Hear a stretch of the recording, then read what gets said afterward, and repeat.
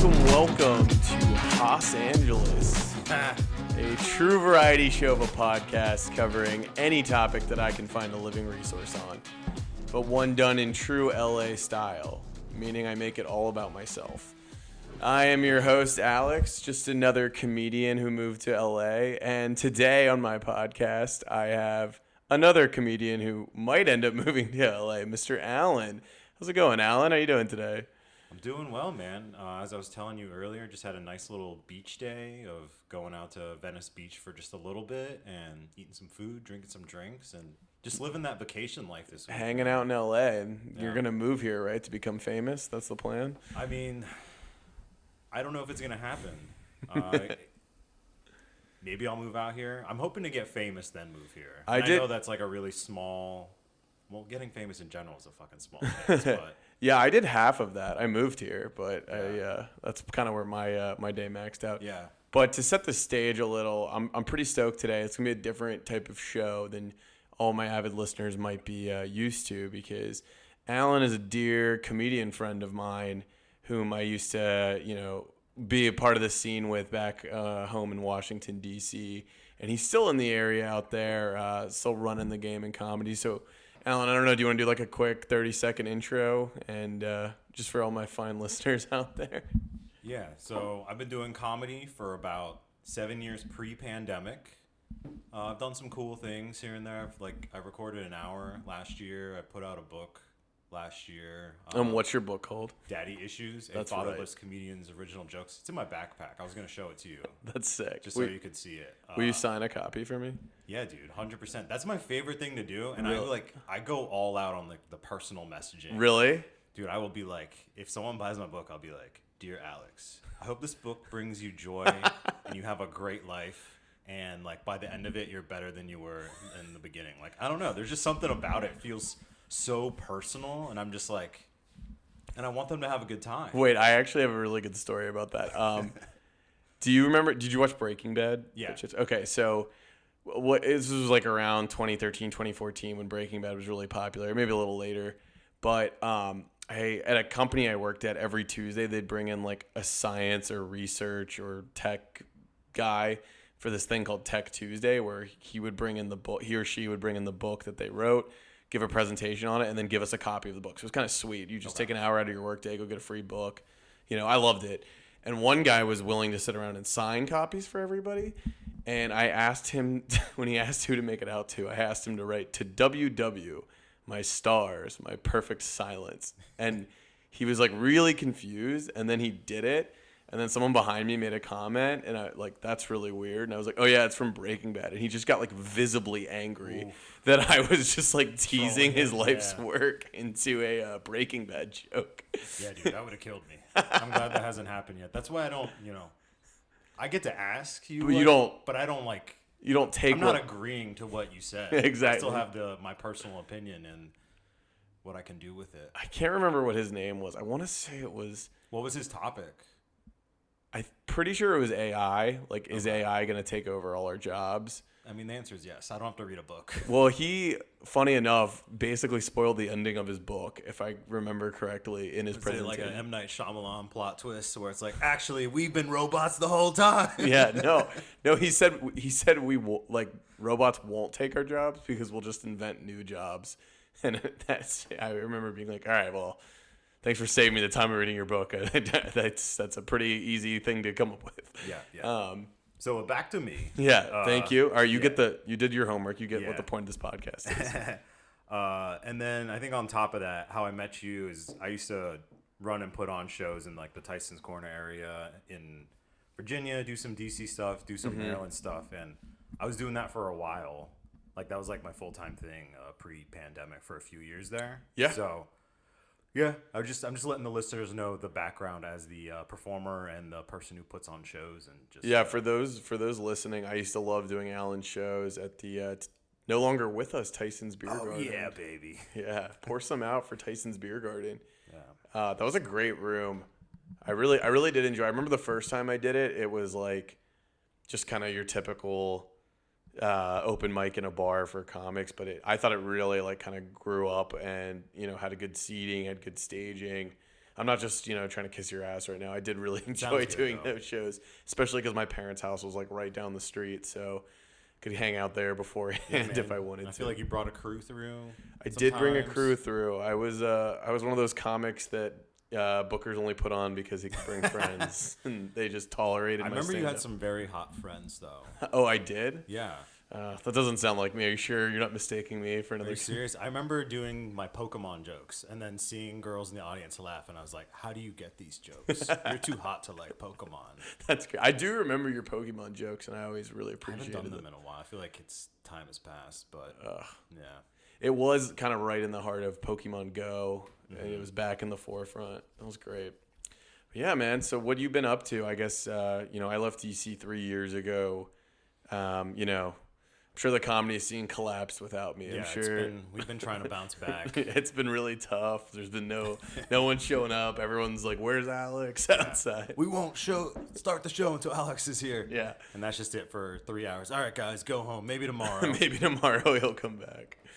That's great. I don't know, man. I always feel like I'm pretty disconnected from the scene because I'm always like focusing on myself most. For better or for worse, it's probably a little bit better to be aware of what's going on. But I think the DC scene's doing fine. They're probably putting on some good shows here and there. And now that I'm in Baltimore, I get back every once in a while. But I don't know. Just like try to perform, try to work on the craft, and we were talking enjoy about it. Yeah, we were talking about this a little before, and I think DC has like the most underrated, or maybe now it's properly rated, but just like an awesome comedy scene with some really cool venues.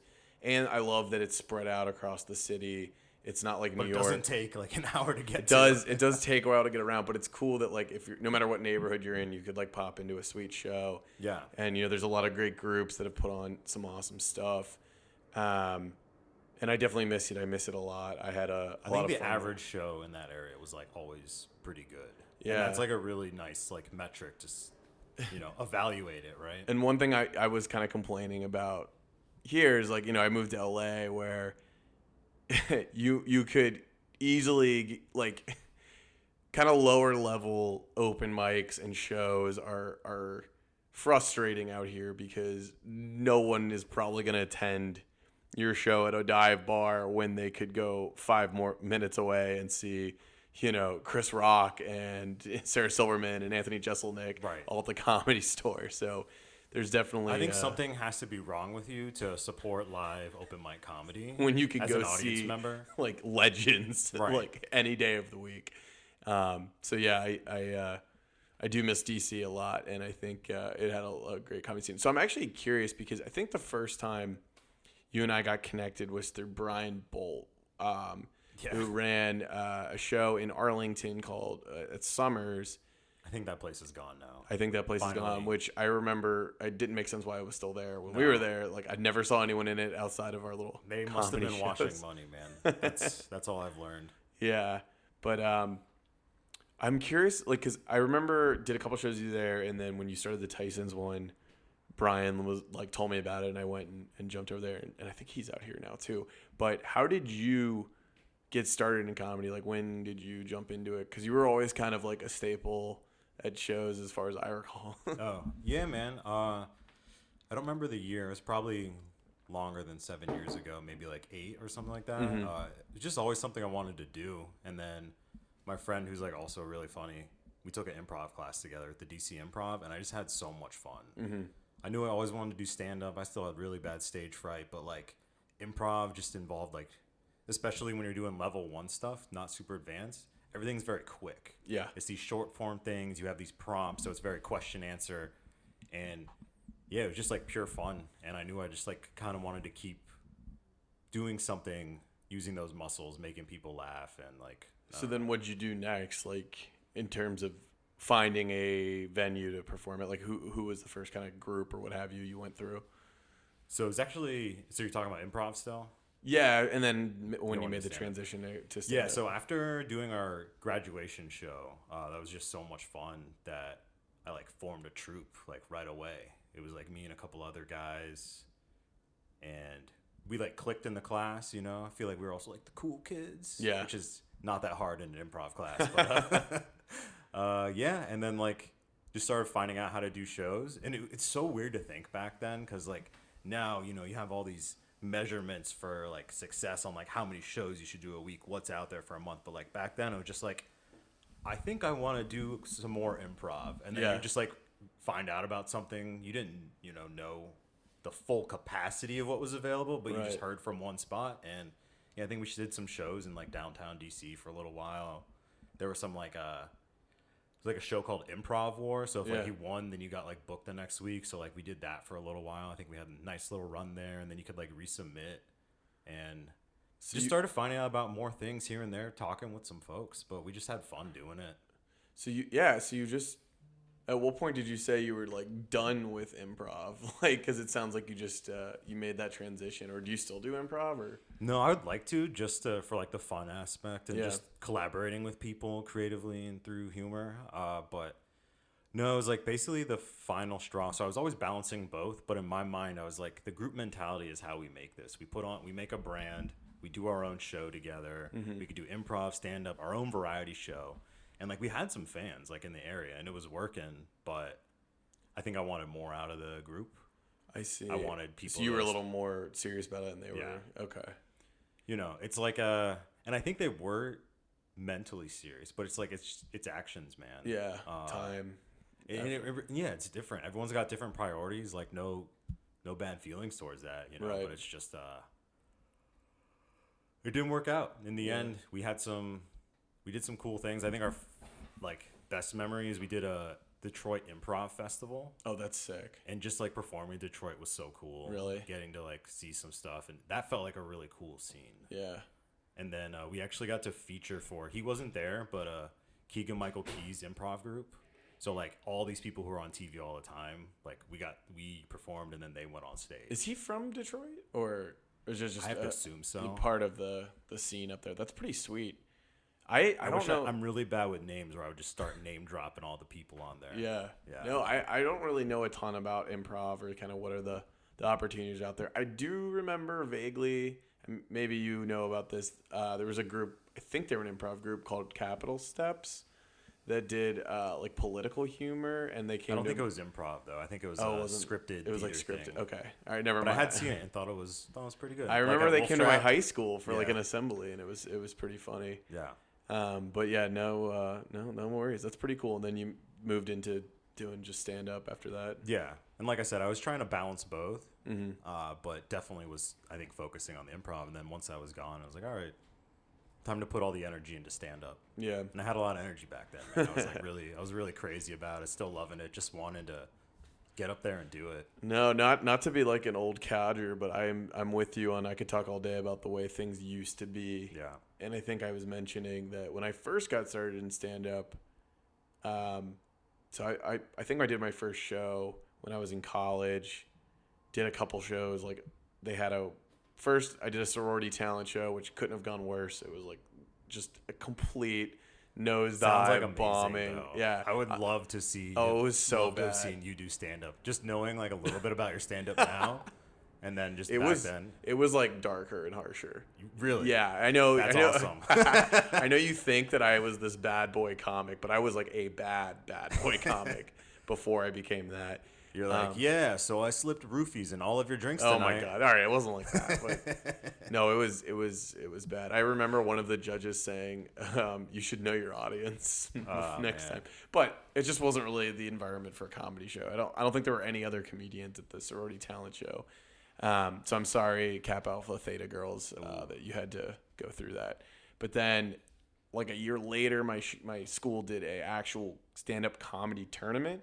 And that went much better because it was like an actual comedian's environment. To see comedy. Right. And I had toned it down a ton because I had seen how bad things can go the first time. And then after I graduated college, I just got involved in the DC scene. I started with stand-up comedy to go, underground comedy, a couple other groups. But those were the big ones. And I was really enjoying doing shows, even though I was like living all the way out at my parents' house in the burbs.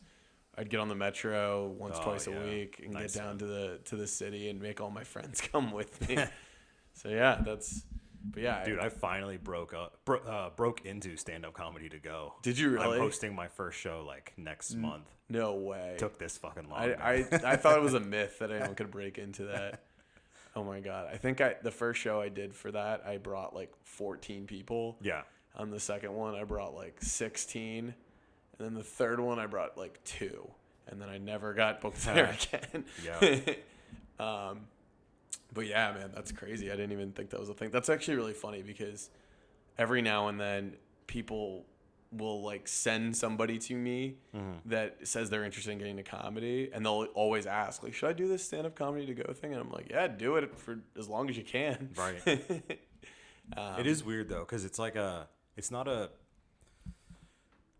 the groups that are like trying to get bringers and kind of having new people be excited for a little bit, it is like really let's just take advantage of this and then just burn it. And like, instead of being interested in maybe, what if there was a scenario where it's like you could perform for a group like, I don't know, 4 times a year, and they knew you would bring some people, and maybe that's not enough time. Maybe you need to do it more, maybe you need to do it less. But it's just like, it seems to be more of like, let's get everything we can out of this person, and then on the off chance they're killing it all the time, oh, we'll keep it. But if like it doesn't hit that specific thing, let's just use them, burn them, and just dump them in the street because there's another person who's willing to do the same thing.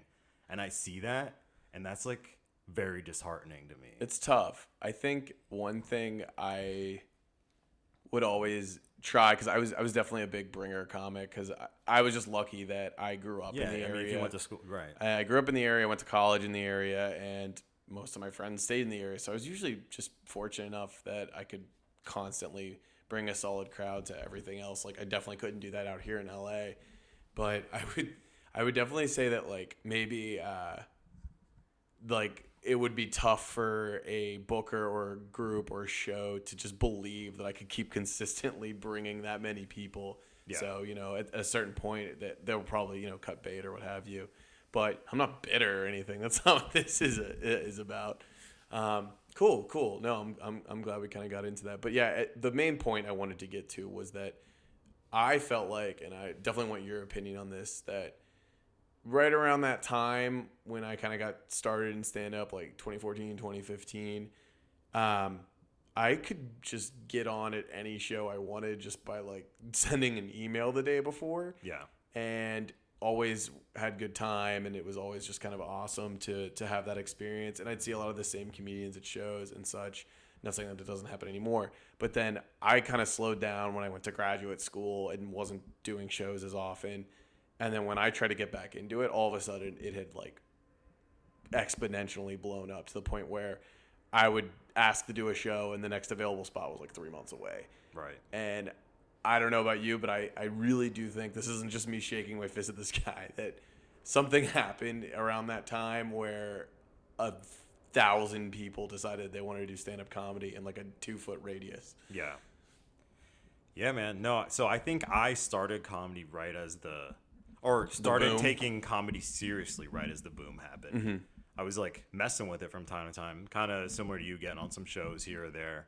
But the resistance I had was, there was a lot less of it when I started versus like, a few years in. It definitely didn't feel like there were that many comedians when I started, and maybe there was a little lull or something, but out of nowhere it felt like there were just thousands of new faces every time I went and did a show. Yeah. Which was cool. I mean, I'm glad a lot of people are giving it a shot. Nah, man, fuck everyone else doing comedy. No, I'm just kidding. No, I mean, you know, I want my time, but I guess it's important other people get a chance too. Yeah, for sure. Yeah. So yeah, I mean, like what's kind of the goal these days? You're in Baltimore, you're doing shows there.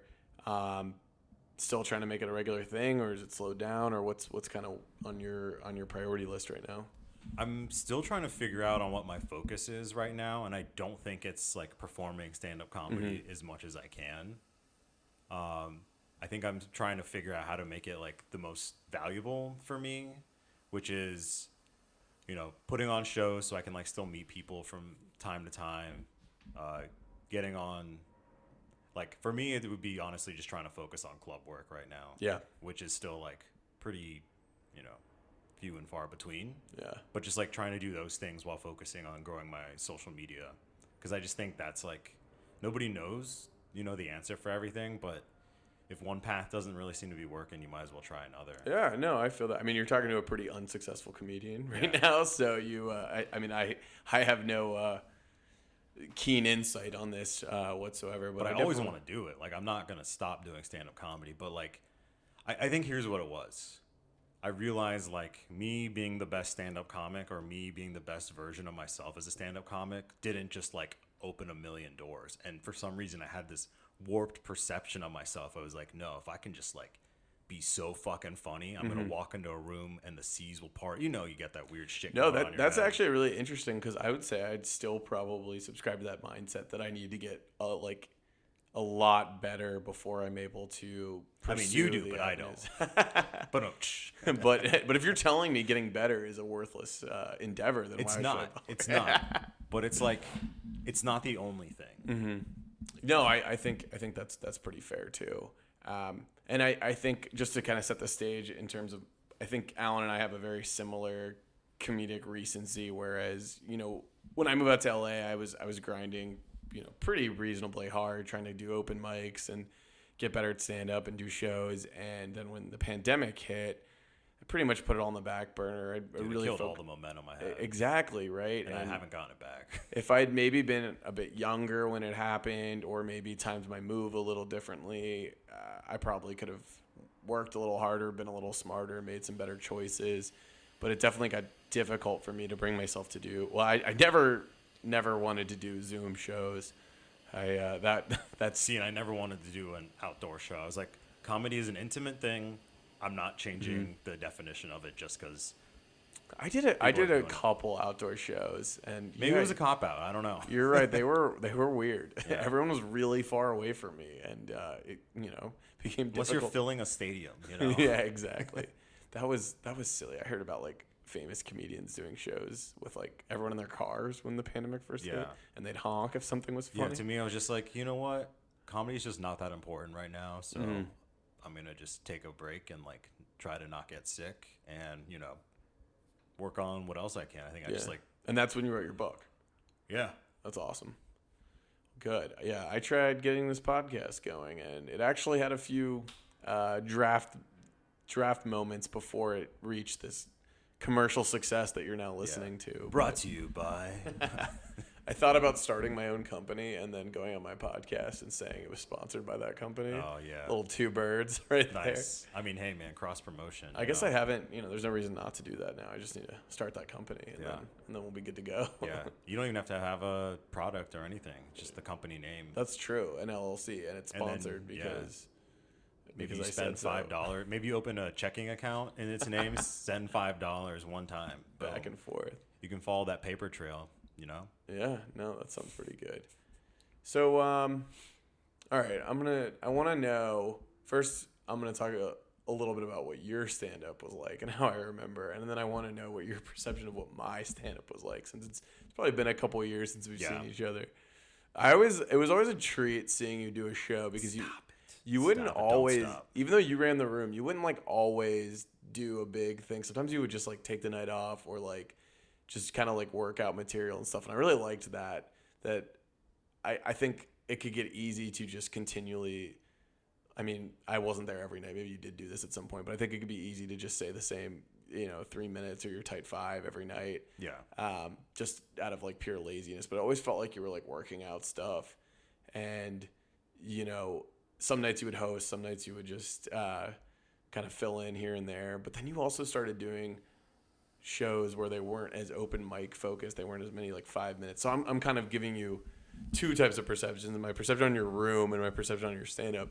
But you were really punny, and I always had to like think for a second and then realize how smart your jokes were. So I always appreciated that about you. Yeah. Thanks, man.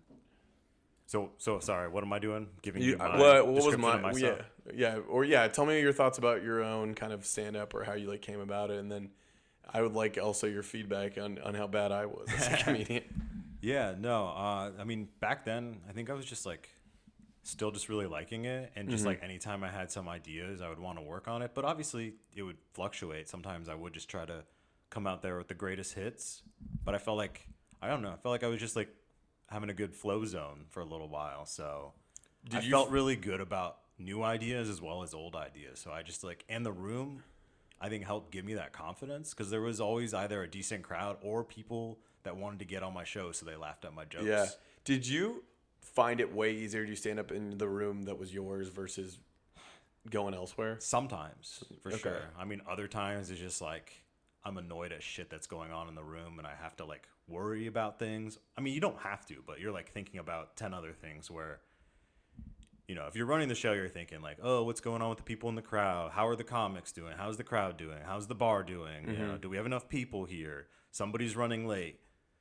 The lights are fucked up. I need to work on the sound. This comic's whispering. Someone else is yelling. Like so much shit. Yeah. And just because I was obsessed about it and I was like a perfectionist, so I wanted it to always be better versus like going into a room and just being like, I think I'll tell these jokes. Yeah, today. here we go. Yeah, I've never had to worry about all those things. I mean, I've hosted a couple shows, but I don't. Hosting's still different. It's so different. You care about like some more elements, but you're still not the same. So I think over time, I didn't want to put on the show and host it. So I stopped doing that. But I'm like happy to host someone else's show and also happy to put on a show and then not host it. Yeah. And just do time because I felt like back to what you were saying about kind of being able to like work through material, bring in some hits or whatnot. People do that when they host sometimes, but it doesn't really seem like it's a consistent hit. So I felt like I had the wiggle room that if I bombed or whatever, which never happened because Of course, because you're so fantastic. but it didn't matter. Yeah. Where if like I don't know, I feel like there's back to your saying about hosting. It's like there's a little bit more pressure. You don't want it to just suck the whole 8 minutes while you're up there. Right, but you're also able to leave it there because it's just about the show you were Yeah. hosting, whereas Yeah. it's not about the room that you want people to come back to. Yeah. I do remember one time, I don't know if you like threw her out, but there was like a girl and guy. It was definitely mostly the girl in this couple that were heckling me a little bit, and they were.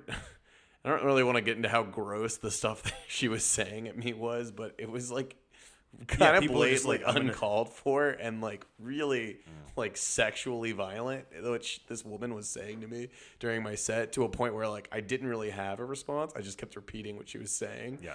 And I remember you kind of got her out of there, which I appreciate. Thank you. But It's fucked up, man. it was rare for Tyson's to get so rowdy. I usually pretty Drinking gives people confidence that they don't deserve. yeah. And yeah. comedy shows, like I think there's just some people who think, you know what, I'm gonna start talking to the comedian, or if I yell things out, that's like warranted for a comedy show. Oh, how are they gonna react? Well, it's Yeah. like nobody has ever made a show better by Yeah, exactly. I remember being that obnoxious. that being a moment where I was like, I need to work on my ability to handle absolutely insane hecklers. I can only handle the typical stuff. Right. But yeah, so let's go to you. My perception of you for comedy, felt like you were super confident, had some good jokes, felt like you were like pretty dark with some shit too, and you just didn't care. That's good. That's exactly the tone I was trying to cultivate. And that was the thing, is that I struggled for a while between like, is my stuff just too gross and dark, and like, do I need to just go in a different direction? And Mike, I guess was it like, I could never really tell if this is stuff that I think is funny, or this is the only stuff I can come up with that I think will get laughs. And that was like the dichotomy, because I definitely have like a sick sense of humor, but I always thought that for how I would do my stand-up, which was a little more like enthusiastic and chirpy and optimistic and like light, I wasn't able to play with tone or spacing and timing as well, which I think you were really good at, because you could bring this dry monotone delivery if you had to, and keep it kind of soft and somber, and then hit you over the head with something really hilarious. Whereas I think for whatever reason, my stand-up always was just kind of much more like, I don't know, typical, loud, upbeat and stuff. You're a high energy guy, right? Yeah, Okay. I think, and I wanted that. Like, I kind of wanted to be a more like slow, methodical, like You always quiet, want like what you can't what- have, what's his man. name? Stephen Wright. I know that's like a dated as hell Yeah. comedian reference. Like, he hasn't done comedy in a long. Maybe he has. I don't know. But here's the thing, though, about your delivery. People like that. Like, even if you do horrible, people are still like, oh, he had some energy and he was like excited to be up there. Yeah. Whereas like if I bomb and I'm just like up there, it's just like it sucks for everyone. Yeah. It like wasn't fun for them, wasn't fun for me. But like if, at least you're dancing up there and they're just like, oh, so comedy. So because some people think comedy is just like, I don't know, getting excited about shit. Yeah. Yeah. No, I appreciate that. I think that's definitely one benefit to it. But cool. Yeah. I really miss doing like the number of shows that I was doing back in DC, and obviously there's no one to blame but myself. Like I could just go do more shows. But it's interesting to kind of hear from you that you've kind of certainly come to a point in your life where you don't feel like that's necessarily the answer. I don't think that's gonna make me like happier as a person. You know, just doing comedy like 4+ nights a week when I used to do it that much or a little bit more. It's just like It's a lot of time, man. Especially I could just sit at home and play video games and not go anywhere. That's true. The comfort of being at home really sometimes made doing comedy shows unappealing. And I just get tired too, man. Like your average night, unless it's a weird LA early show that's at 5:00, it's just like the earliest the show starts is 8:30. Yeah, tell me about that. So you dropped into an open mic last night in LA, and this is your first ever show. First ever LA show. Okay, tell me about it. I went. So it's at the Third Wheel, Hollywood. Okay. I want to say Santa Monica, like Avenue, but not in Santa Monica. Got it. Okay. 30 minutes away from where I was. It was like probably like 20 miles each way, but there was no traffic, so I got there pretty good. There's no traffic in LA. There's no traffic at 11:30 sure at night. This? Oh, yeah, on a Sunday. Yeah. Okay, makes sense. And yeah, it was a cool spot. Definitely seemed like they had some cool production value with some like lights. It seemed like small artsy space. Mm-hmm. And I showed up half an hour before, got on the list as 18th, and sets were 3 minutes, and it was open mic comedy, man. How was it felt there was a little bit of an audience, at least in the beginning. I think people were a little more enthusiastic in the beginning, and then you know how it is. People are going to leave. Yeah. Both the audience and the comedians, so. I'm curious. So no one because I mean when I was doing open mic shows in LA. Oh, this show is every night of the week at midnight. Okay. All right. So it's kind of a workout room. It's kind of an option. They probably have more buttoned up shows earlier in the night, but then they do their kind of open thing later. Yeah. Okay. Think so. So did anyone? I'm still learning. Did anyone like bump on and just like blow you away? There were a couple people I thought were really funny, or like. I just thought they were like some pretty good bits. They were just very committed to the bit and just kept kind of going with it and enjoying it. And even though I was like, this isn't, my sense of beliefs, you're punching in a direction that I like, not necessarily like I'm like sensitive about, but I'm just like, that's not like really what I would try to be making my set if I went on stage about. But there were a couple people I was like, okay, I really enjoyed it. Both people early, and then there was a couple people late where I was like, oh, okay, I like this. So I don't know their names. No. Guy had a beanie on. He was funny. Beanies are funny. Yeah. I bet he had a beard too. It was actually me. No, it was not me. That's great.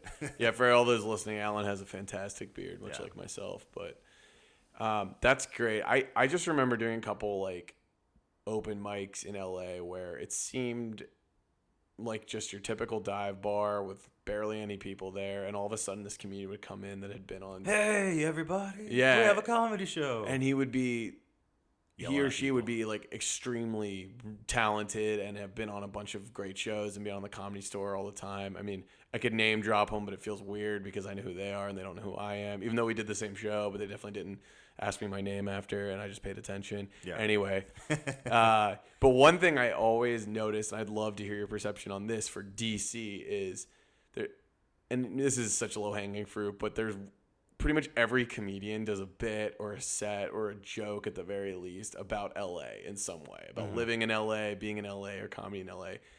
And I don't think it gets old because now I live here, but I think if I were to visit from out of town, which I think a lot of people who go to comedy shows in LA are, they're not going to find it very funny. Do you think there's like a common theme in everyone in DC's comedy sets that you hear so often?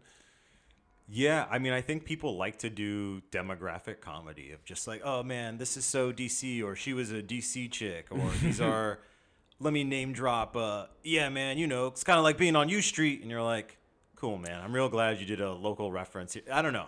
You But know, I get Allan, easily agitated at things.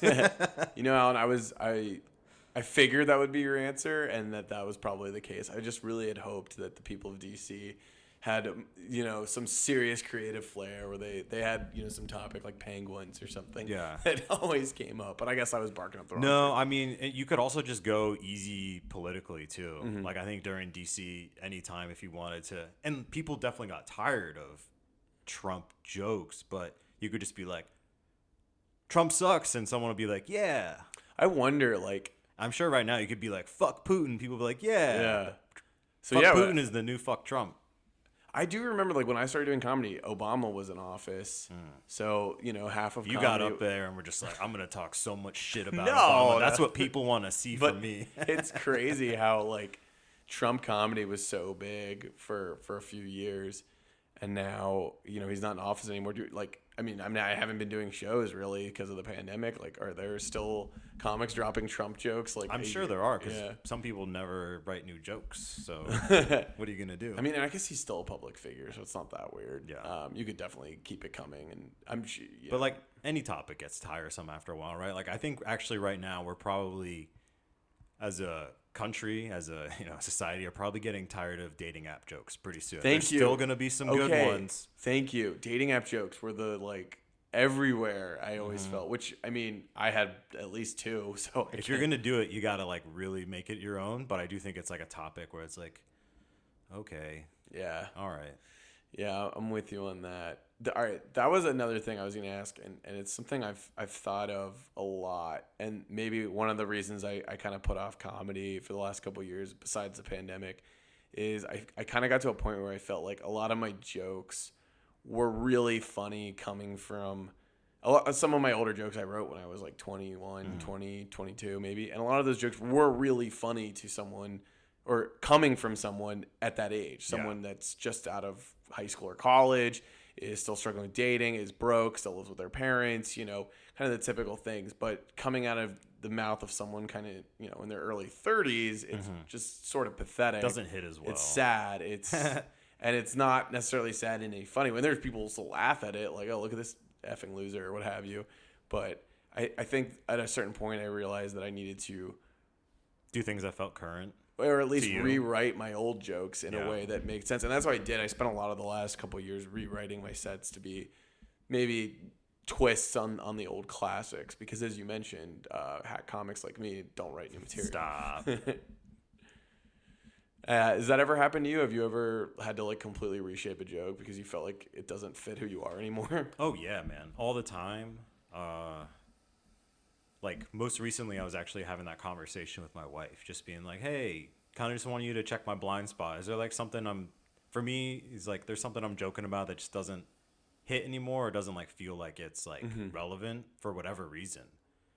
And, yeah, I mean, there's some stuff about when I was, like, I had put on more weight, so I could do some, like, I could kind of sneak into some fat jokes here and there. Oh, right. Whereas, You gotta be a fat person if you're going to... Yeah, I'm not fat. No, I always feel like I couldn't do my fat jokes when anyone there was fatter than me, which was quite often in the comedy scene. It feels wrong. It feels like I shouldn't. I mean, fat jokes can be great, but you're definitely towing that line. It borders on uncomfortable or like, I don't know. I remember. It's like, do people want to hear about me being like used to be fat? I mean, I still got a couple extra pounds I'm working on, but like. Yeah, I mean, stuff like that. And then it's just like, how much longer am I going to talk about dating in my 20s? I think just things, because like we wrote these jokes a while ago, so they were fresh to us and they were very like a kind of like key point in our lives or something at that time. And now it's just like, they're still funny jokes. Don't get me wrong, but they're just not as, I don't know. Yeah, it's like when you get tired of them. They grow a little old. You say a word over and over again enough, it loses all meaning, right? Yeah. So, no, that's good. I definitely felt that way too, and it took a long time for me to accept that. And the pandemic was the perfect justification to rewrite all of that material, to come up with new avenues to tell my tired jokes or write new stand-up. I did always say from kind of the get-go, I'd never wanted to be a comedian that wrote jokes about the pandemic. Although I did think the other day, it's kind of funny how if I'm on an airline now or an airport, I'll have, a 4-hour window where I'm wearing the mask the entire time, right? And as soon as I get off the airplane, the first thing I do is like run to the bathroom at the airport just to pull my mask off in a bathroom stall. Okay. Like it's just kind of an insane concept that is so normal to me now that I just need a nice breath of fresh air in a bathroom. And that might be my first and only pandemic joke if I can write it around it. Yeah, man. What about you? Any good pandemic jokes you wanna drop on me? Yeah, so I think those are maybe getting a little tired too, or I had a conversation. But like, I got married during COVID, so I have like COVID wedding jokes. Nice. What was that like? It was like we had a small wedding. Uh-huh. We decided to keep it small, strictly family, and that way we could celebrate this beautiful day with those who met. But you still most to accept us. gifts from anyone. I was really that just wants trying to to. send I was it. really trying to run a bit on you right now. I went into the voice too, Alex. But yeah, we kept it small. It was like in a family member's backyard in Baltimore, and so it was really nice. Nice. And because it was COVID, an excuse to not invite nearly as many people. But it was like the one day I didn't wear my mask at all. Right. And I got COVID. You got my COVID own at your wedding. own wedding? Yeah. Oh my God. Me and my wife did, yeah. That's that's depressing. That's a little joke I tell now. I'm so sorry. I mean, I hope everyone's okay. Yeah, everyone was okay. It sucked for me though, man. So she got it, and then we were going like on a pseudo honeymoon down in southern Florida.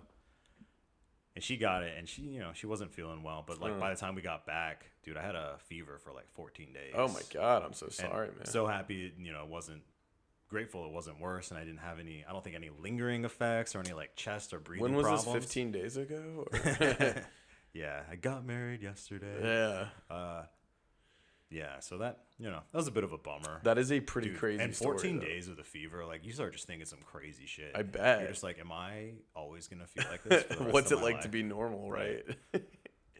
No, I've never experienced that. I think I had mono when I was in 7th grade. It was fun for a day. For the first day, I was, was like, yeah, fun. cold. Well, I was like cold medicine and playing video games all day. This is great.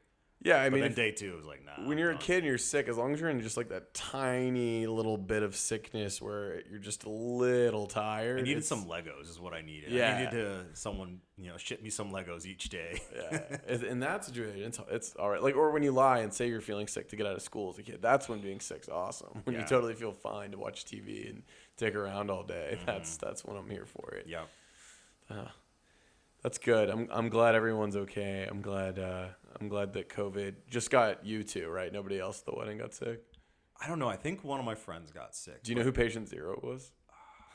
Do you want to trash them here and now? I think it was a in-law, but I won't name drop who. Okay. But It sounds like you and your wife might have done some sleuthing on your own. Maybe like had one of those beautiful mind boards with all the string connected, trying to Exactly. figure out exactly who it is. Like that got you so sick. Oh shit, that's nuts. All right, what else do you want to get into about stand up? I do like that we're talking about this because you'd be surprised on a comedy podcast. I've yet to have another comedian on. You're the first one. Oh, nice. I don't know. I just like feel like, what are you trying to do right now? Oh, me. For you, yeah. Whew. I'd like to get back out to I am now doing hosting stand a up. podcast. Yeah, I mean, I'm having a lot of fun with the podcast. I'm really enjoying it. And anyone out there who wants to be on it, just reach out to me. I'm willing to bring almost anyone's topic in and go over it. But yeah, I'd like to get the podcast to a point where it's something I don't even think about doing. I just constantly am recording, maybe even doing ones just on myself. In terms of stand-up, really depends on if I'm going to, go back into the grind of open mics every night, trying to get my name out there, trying to get going. I don't know. I'd really like to just find one room that's kind of convenient, that's comfortable, that I can consistently perform at, have some good relationships at, and really drive that just as a chance to like work out an avenue. And I don't really need much more than that at this point in my life. I don't know if I don't know if I ever was cut out to be public transiting all over a city and going in and out of rooms. Like some people I truly like, you have no idea how much respect I have for the people that commit to the grind, especially a lot of the DC comics, going in and out of shows, doing different rooms in the same night, and putting their all into it. But even when I was doing stand-up at the most, I was only doing 3-4 shows a week and still taking like... And that's still a lot. Yeah. That's the crazy thing is like you tell that to an average person. Right. They're like, wait, you do this thing like 4 nights a week? You're like, yeah, but like there's people do it every night. I so know. I'm not And crazy. people won't just do it every night. They do multiple shows in a night and they go crazy. And I always worried that, and this was definitely one of my biggest insecurities as a comedian, that I was perceived as kind of a hobby comic or a... Dude, we're all just hobby a comics. yeah, just a bringer guy. Like they're like, oh, he can pack a room, but Yeah, I think Brian Bolt texted me that. He's like, hey, look out for Alex. He's a bringer. Yeah. All right, man. I got you. No.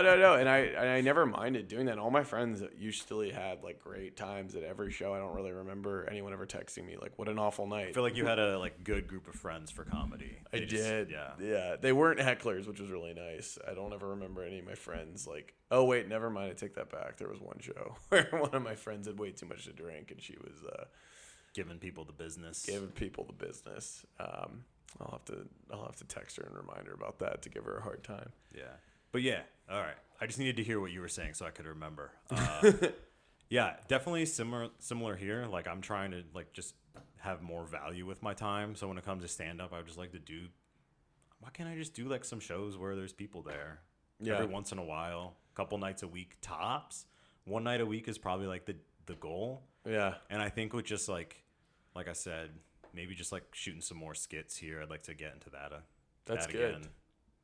What would you ever open a room again? Like you? Oh, I have one right now. Oh, you in do? Baltimore, yeah. Oh, yeah. How often are you guys doing shows? Doing it about twice a month. So right now it's just an open mic. It's on Saturdays though, which like makes it kind of easy to fill sometimes. Yeah. Sometimes. Do you you want to plug it right now? Yeah, sure. Mustang Alleys. Okay. On the cusp between Little Italy and Fells Point, but it's more Little Italy. Great. The next show is March 26th, and then we've got April 9th, and I think the third week in April, whatever that is. That's fucking sweet, is what that is. I mean, and you know me, I like put effort into it. I try to make it a good show. So like but it's tough because I worry about I care about a lot of things about the room. Whereas like I don't want there to be too many comics, but it's like I don't. Want it all to suck. Can't have every like shitty comedian performing. So it's like this weird balance of not trying to close things off, encourage people, but not encourage too many people. But like I want everyone to know about it, but I don't want everyone to come in the same night because then you got 20, 30 people. So it's like... Yeah. You're managing a freaking party at that point. Yeah. And a party that nobody has fun at. A party that nobody has fun And I've toyed with the idea of like doing all that advanced booking Mhm. stuff, which would probably make some of the headache go away. But there's something nice about just like some random person showing up that I've never met. And then I can just be like, yeah, you can do the show. Yeah. And them not being like, hey, man, I really hope I can get on. And I'm like, no, you're cool. You can get on. Might be 18th, 20, 22nd, but you're going on. Yeah. That's huge. And that's all that. Yeah, I think there got to be a point where I was like trying to take that next step and everyone was like, well, just show up. And I'm like, okay, but I'm going to have like horrible anxiety about like just showing up being like, hey, is there a spot? And they're like, nah, not really. And I'm like, cool, and I'll just go play in traffic. I don't know why I'm taking this so personally, but I am. Why didn't I call ahead? Why didn't I just text them? Why did I and I just never was able to kind of get over myself enough to really like go to that level. Like I needed to know I was gonna have a spot in advance. I needed to know I could bring some friends. I needed to know where I was gonna be in the lineup if I could. And kind of went from there. I did have one thing that just crossed my mind when you were talking there, just about people who just show up. Have you ever?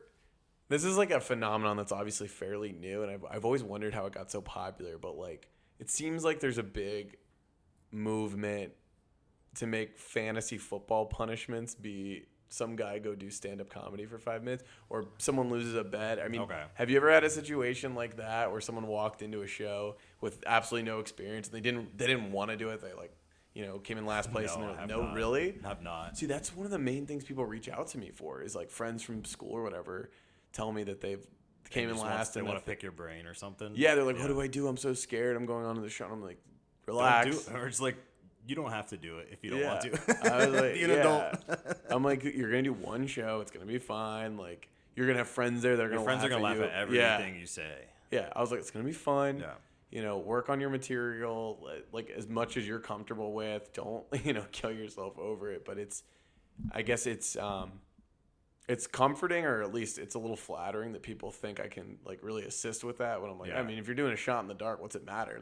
Like when that happens. And that's the advice you gotta give them. Mm-hmm. I was trying to encourage a friend earlier today. It's just Yeah. like, just do it. But it's like, people are in a different, space with it when it like in relation to time, where it's like something they want to do, but like now is not the time. And I always tell people like the best time to do it is now. Yeah. For So, sure. but if they're not ready, that's fine. It took me a while. Like hearing you start so early, I was like, man, I know there were like a couple rooms when I was down at Virginia Tech. Sometimes I beat myself up. I was like, dude, if I started in college, I'd be a fucking monster today. Yeah, right. No, but look at me. I started in college and I've accomplished nothing. No, and it's funny because I always would say if I just had given it the level of effort, the grind that I knew it warranted, I would be a monster. I'd be amazing today. Yeah. But, it's also possible that I would have burnt Now out we're way both too monsters, quick. just in a different sense. Yeah, for sure. Well, cool. All right. Well, yeah. Any other kind of thoughts you wanted to get into, or anything you wanted to pick my brain about? I don't have a ton else I wanted to get to. This is cool. I haven't talked about stand up with someone in a long time. So maybe I can just run this by you. Something I'm trying to think about is, as I said, like, getting more out of my shows in general. But I also think having some kind of like branded show that's like my show that makes it unique, and like building it around that, either like putting on something like on a monthly or a few times a year. And I've been like racking my brain around it, but it's still something I haven't been able to completely piece together. So you mean like a gimmick show, something? I don't want it to be super gimmicky, but like something. But something special about the show, not necessarily just this is Sidley's comics or something like that. I don't know. I think I want it to be like both of those things at the same time. Got it. Some sort of niche show that I think I'm just like doing, and it like has some, I don't know. So would it be something that you would get a bunch of comedians in, or it would just be your No, show? I don't think I want to do a one-man show every. Yeah, no, that makes a ton of sense. Okay. But like I still haven't figured it out, and they're the things that I can do that I think make me who I am as a comedian and as like a performer in general. So it's like I've done the improv stuff, so I could always fuck with that a little bit. Haven't done it in a while, but I used to be able to freestyle rap really good. That's good. And I feel like there's got to be a way to combine that in the comedic sense at some point, or just like in a skit or something. No, I think that's it's hard to do a sometimes. pretty smart avenue to go down. I mean, the thing that immediately came to mind was Kill Tony Hinchcliffe's show, right? So for my listeners that maybe aren't aware, is I think Tony Hinchcliffe, I don't know, I could be completely wrong on this. I think he's like close friends with Joe Rogan, and he kind of got started. He was a comedian, or still is a comedian, and I think I don't even know if they do it anymore because of the pandemic. I think he moved to Austin. But essentially, there was a podcast called Kill Tony. What it was every Monday, there would be a random drawing for anyone to do 1 minute of stand-up comedy at the Comedy Store in their biggest room. And then Tony Hinchcliffe and a few other comedians would just roast the person after. Yeah. It was a fun little show, and there's a lot of it. But that's like, something that had a huge following. Like, Right. I know people who like never missed an episode and loved it. And even crazier, they had this guy on that podcast, and his name was Gareth Pursehouse. And if you Google Gareth Pursehouse, you'll find out that he murdered his ex-girlfriend by throwing her off the roof of her Hollywood apartment. And she was a celebrity sex therapist who dated or was engaged to Drew Carey, like from The Price is Right. It's a pretty crazy story. Yeah. Here's the craziest part. He lived in this house before I lived here. Oh, my God. I still get his mail all the time. So, yeah, he's in prison now. Or actually, I haven't kept up on the trial. I hope he's in prison. Yeah. Damn. But he was on Kill Tony. So, wait, did he throw her off in this house? No, not this Okay. house. He from what I understand, he broke into her house and lied in wait for her there. I don't know. It's a pretty dark story. All right, we don't have to. I know. I don't know if I'm gonna edit that out or not, but it's true. And I've never met the man, but I get his mail sometimes. Yeah. So yeah, I don't know. I was thinking like, what could I do? Throw in some one-liners, throw in some puns, obviously, but like I still haven't connected all the dots. And I feel like as someone who's been able to put together all kinds of shows in the past when I was doing theme shows and having all, really just like experimenting with stuff, I feel like I'm blocked right now in that sense. Yeah. But people are just like, oh, it'll come, and I'm like, I guess I just got to try something. That's what it really is. I feel like I would, if I were looking for answers on that front, what I would do is try to speak to as many non-comics and as many people who enjoy watching comedy shows as possible, and have them tell me about like weird, notable shows they went to, what really stood out. Because I always felt like I got super lost in the sauce and didn't perceive comedy the same way as all my friends did when they come to shows, just because I've been doing it for so long. No, I mean, you perceive comedy as a comedian, exactly, not as an audience member. Yeah. And that's what I would think would be the best way to do it. But I love that idea. I think you could absolutely, I don't know, get a lot of the fire back that we had in our youths if you had a really unique show that was kind of your own thing. Yeah. Just because it seems like there's no reason not to. And even just my quick perusing of out here in LA, like all the famous and B-list people are doing it. So it's like, why not just give it a try? Yeah, big thing about that. And we had talked about this earlier. The other big thing is whenever I'm talking to comics at shows out in LA, I hear a lot of times a story that they wanted to get into acting, and that's how they got into comedy, which is just not an avenue you hear very often back in DC, So that's cool. Yeah. Great. So any other thoughts? Anything else you want to get into?